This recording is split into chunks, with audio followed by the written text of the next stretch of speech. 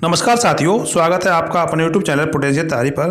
साथियों, प्रतियोगी परीक्षा की तैयारी करने वाले सभी छात्रों के लिए आज मैं संविधान का दूसरा भाग लेकर आया हूं। दूसरा वीडियो मैंने बनाया है जिसमें मैंने एक नया चैप्टर भारतीय संविधान के स्रोत को कवर किया हुआ है।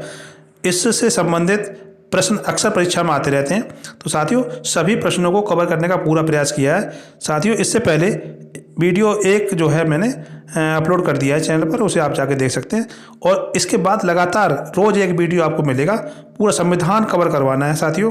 आने वाले जो भी एग्ज़ाम है कॉम्पिटिटिव, उन सब के लिए बहुत ही महत्वपूर्ण होने वाला है। साथियों, अगर आप चैनल पर पहली बार आए हैं तो चैनल को सब्सक्राइब कर लीजिए, वीडियो को लाइक और शेयर अवश्य कर दीजिए।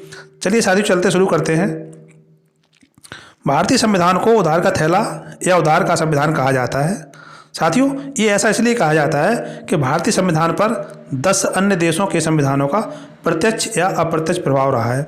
साथियों, भारतीय संविधान निर्माताओं ने जो भारत का संविधान बनाया है उसमें कई अन्य देश यानी 10 देशों के संविधानों को स्टडी किया, इससे ज़्यादा भी किया होगा, लेकिन 10 देशों के संविधान से कुछ न कुछ चीज़ें एडॉप्ट की हैं और अपने संविधान में ली हैं। लेकिन बिल्कुल उधार का थैला कहना ये तर्कसंगत नहीं है, इसलिए क्योंकि जो चीज़ें एडॉप्ट की हैं विदेशी संविधानों से वो ज्यों के त्यों नहीं उतारी हैं। भारत की कंडीशंस और यहाँ की स्थितियों को देखकर उनमें चेंजेस करके अपने हिसाब से उन्होंने रखा है भारतीय संविधान में। लेकिन फिर भी कहने को कहावत हो गई है कि भारतीय संविधान को उधार का थैला या उधार का संविधान कहा जाता है, तो कहा जाता है। तो साथियों, याद रखने वाली बात यहाँ पर यह है कि भारतीय संविधान पर अलग अलग 10 देशों के संविधानों का प्रत्यक्ष या अप्रत्यक्ष प्रभाव रहा है। अब साथियों बात करते हैं कि किसका प्रभाव सर्वाधिक है। तो भारतीय संविधान का सबसे प्रमुख स्रोत जो है भारत शासन अधिनियम 1935 रहा है। साथियों, ये भारत शासन अधिनियम 1935 एक एक्ट है जो यहाँ पर ब्रिटिश सरकार द्वारा जारी किया गया था।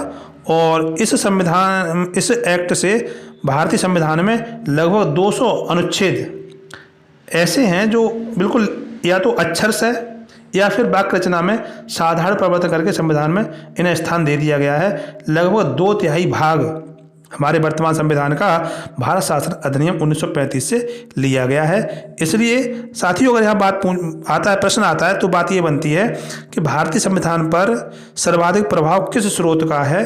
तो साथियों, भारत शासन अधिनियम 1935 का सर्वाधिक प्रभाव रहा है। लगभग 2/3 भाग पर इस एक्ट का प्रभाव है। संविधान की विषय सामग्री तथा भाषा पर इस अधिनियम का प्रभाव स्पष्टतः देखा जा सकता है। तो साथियों, जो विषय सामग्री है भारतीय संविधान की और जो लैंग्वेज इस्तेमाल किया है वो जो है भारतीय शासन अधिनियम 1935 की तरह ही दिखाई पड़ती है। इसके अलावा अलग अलग देशों से जो कुछ चीज़ें अडॉप्ट की गई हैं भारतीय संविधान में, उनके बारे में चर्चा करते हैं। तो सबसे नंबर 1 पे रखा है ब्रिटिश संविधान को। तो साथियों, देखते हैं ब्रिटिश संविधान से क्या क्या लिया गया है हमारे भारतीय संविधान में। तो सबसे पहली बात, संसदीय शासन व्यवस्था ली गई है। भारत की संसदीय शासन प्रणाली है ये ब्रिटेन के संविधान से ली गई है। इसके अलावा द्विसदनीय प्रणाली, हमारे भारत में द्विसदनीय प्रणाली है। जैसे हमारी जो संसद है वो द्विसदनीय है। संसद के 2 सदन हैं, एक लोकसभा और एक राज्यसभा। तो द्विसदनीय प्रणाली जो है ये भी ब्रिटिश संविधान से अडॉप्ट की गई है। इसके अलावा मंत्रिपरिषद का लोकसभा के प्रति सामूहिक उत्तरदायित्व ये भी ब्रिटिश संविधान से लिया गया है। एकल नागरिकता, भारत के संविधान में एकल नागरिकता या इकहरी नागरिकता जैसे कहते हैं, सिंगल सिटीजनशिप को स्थान दिया गया है संविधान के भाग 2 में। यह प्रावधान ब्रिटेन के संविधान से लिया गया है। इसके आगे विधि का शासन ब्रिटिश संविधान से लिया गया है। भारत की राष्ट्रपति की संवैधानिक स्थिति क्या है, ये ब्रिटिश सम्राट के समान है। जो ब्रिटेन का सम्राट होता है बिल्कुल उसके समान हमारे भारत के राष्ट्रपति की स्थिति रखी गई है। तो इसलिए यहाँ कहा गया है राष्ट्रपति की संवैधानिक स्थिति। संसदीय विशेषाधिकार ये भी ब्रिटेन संविधान से लिए गए हैं। इसके अलावा संसद तथा विधानमंडल की प्रक्रिया आदि जो है विषय महत्वपूर्ण विषय है ये जो ब्रिटेन के संविधान से लिए गए हैं। इसके बाद साथियों, अमेरिका के संविधान से क्या क्या लिया गया है। तो साथियों, मूल अधिकार अमेरिका के संविधान से लिए गए हैं। अमेरिकी संविधान के बिल ऑफ राइट्स से ये लिए गए हैं। बिल ऑफ राइट्स मूल अधिकार लिए गए और संविधान के भाग 3 में इनका वर्णन मिलता है। इसके अलावा सर्वोच्च न्यायालय की व्यवस्था, हमारे भारत में सुप्रीम कोर्ट की जो स्थापना की गई है वो प्रारूप जो है अमेरिका के संविधान से लिया गया है। भारत संविधान की सर्वोच्चता, ये भी अमेरिका के संविधान से लिया गया है। इसके अलावा राष्ट्रपति पर महाभियोग की प्रक्रिया, राष्ट्रपति को पद से हटाने की जो प्रक्रिया है उसे महाभियोग प्रक्रिया कहते हैं और महाभियोग की प्रक्रिया संसद में चलाई जाने वाली अर्ध न्यायिक प्रक्रिया है। यह प्रावधान भी अमेरिका के संविधान से लिया गया है। साथ में न्यायिक पुनरावलोकन, न्यायिक पुनरावलोकन की प्रक्रिया पूरे विश्व में अगर कहीं है तो अमेरिका के संविधान में है या फिर भारत के संविधान में है और कहीं न्यायिक पुनरावलोकन की व्यवस्था नहीं है, तो ये व्यवस्था भी अमेरिका के संविधान से ली गई है। उपराष्ट्रपति से संबंधित व्यवस्था, उपराष्ट्रपति का जो पद है उससे संबंधित जो व्यवस्थाएं हैं ये भी अमेरिका के संविधान से ली गई हैं। तीसरा संविधान आयरलैंड का है साथियों।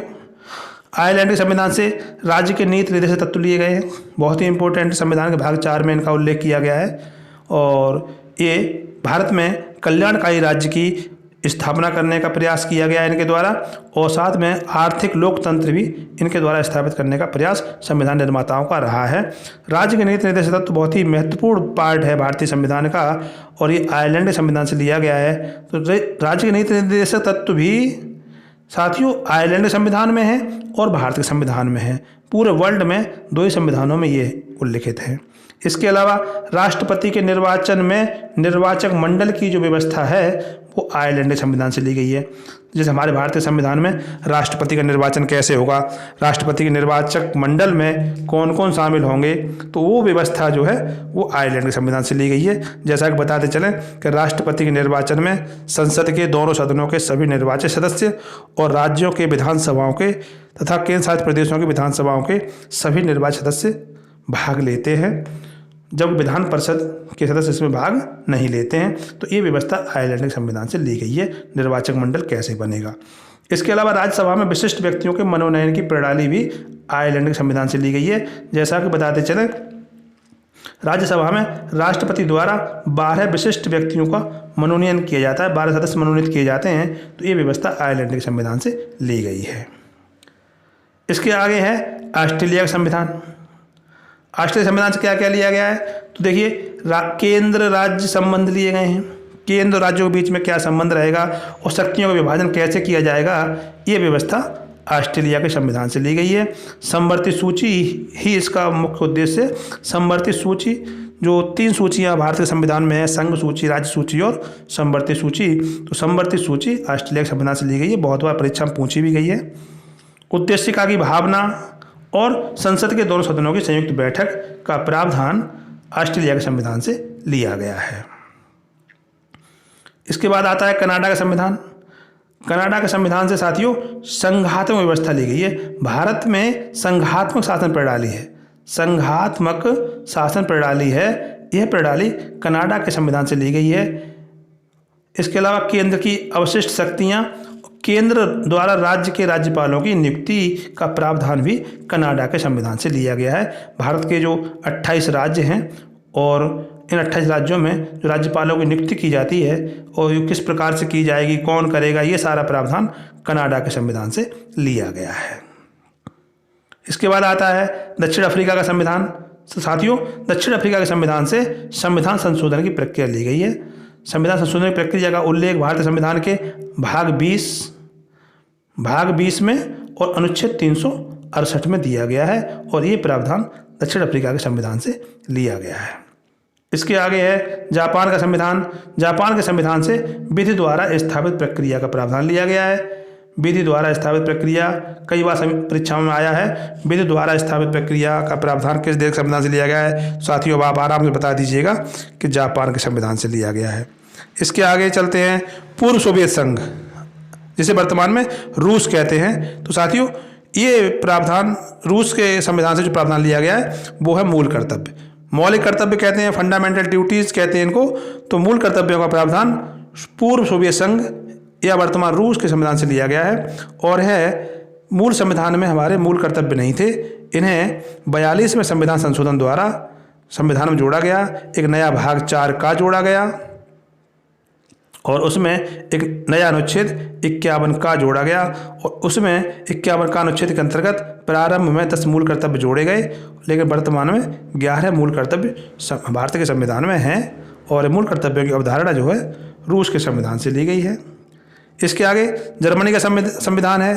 तो जर्मनी के संविधान से साथियों आपात उपबंध का प्रावधान लिया गया है।